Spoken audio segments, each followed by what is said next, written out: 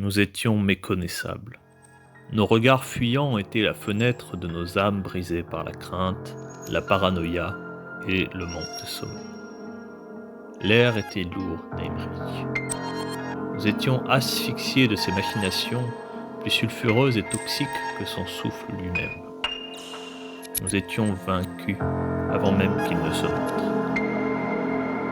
Le dragon exigea une rançon en minerai, bien sûr, mais aussi une dizaine de nos hommes, les meilleurs d'entre nous. Nos camarades furent livrés pour ne jamais réapparaître. Nous étions si honteux de notre lâcheté que nous savions mériter l'humiliation suivante. Les épargnés durent se marquer les uns aux autres à l'épaule au fer rouge de son terrible symbole. Les stigmates de la défaite pourraient ainsi être cachés, mais jamais effacés de notre vie. Satisfait de notre obédience, il consentit alors à nous laisser reprendre le vital acheminement des civils, femmes et enfants vers le sud.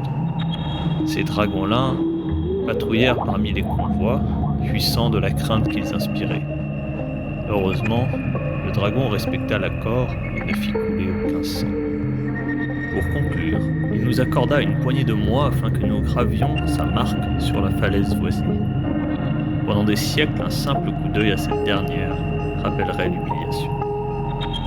C'était le prix à payer pour notre offense, celle d'avoir involontairement bâti notre bastion comme un défi à ses yeux. Les dieux silencieux, l'empire déstabilisé et la capitale aux mains des affranchis. Depuis combien de temps le lézard avait-il guetté pour ce moment où nous serions si dépendants de la forteresse et si vulnérables pour la défendre? Carnet du siège silencieux de Fortezia Meridiano, en l'an 300 avant Baltar. Aymeric, la flamme noire, le roi des cendres, la terreur insidieuse, est le plus vieux des dragons primordiaux en activité. La fin de son cycle d'éveil est attendue pour dans quelques siècles au plus tard, et il est peu probable qu'un héros ou une nation ne parvienne à précipiter son sommeil. Il est peut-être aussi l'un des plus maléfiques de son espèce. Les dragons lins et les dragons mineurs qui le composent ont des écailles d'obsidienne, parcourues de rayures de cinnabar. Ce cruel dragon convoite particulièrement ces deux minéraux. Ennemi de la plupart des nations, Aymeric arrive à ses fins à travers la manipulation et la peur. Il n'y a pas de fief connu, si ce n'est quelques enclaves fortifiées. Et en effet, beaucoup de personnes le servent sans le savoir. Ces dragons-là sont capables de magies obscures qui affectent l'esprit et les sens. Ils peuvent se fondre dans une société, en infiltrer les rouages jusqu'au plus haut rang et la parasiter, ou mieux encore la pervertir pour ses desseins. N'importe qui peut être un de ces dragons-là. N'importe qui peut être Aymeric, ou un de ses agents. Lorsqu'un dragolin d'Aymeric se présente à visage découvert, sa seule aura rend ses interlocuteurs nerveux. Les plus harmonisés avec l'égrégore Aymeric sont capables de voler malgré leur absence d'aile. Ils lévitent alors à quelques centimètres du sol. Ils s'expriment d'une voix grave, mélodieuse et calculée. Ils ont en revanche la colère prompte et muette, souvent meurtrière. Aymeric n'hésite pas à intimider et exiger en situation de force, ou bien à cajoler, flatter, séduire ou tromper lorsque la situation s'y prête. Aymeric traite ses alliés et vassaux à peine mieux que ses ennemis.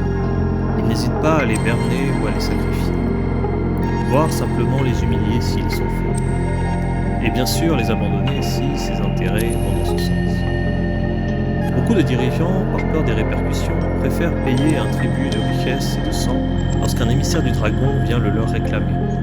Aymeric aime posséder, mais aussi humilier et torturer des créatures qu'il considère comme inférieures.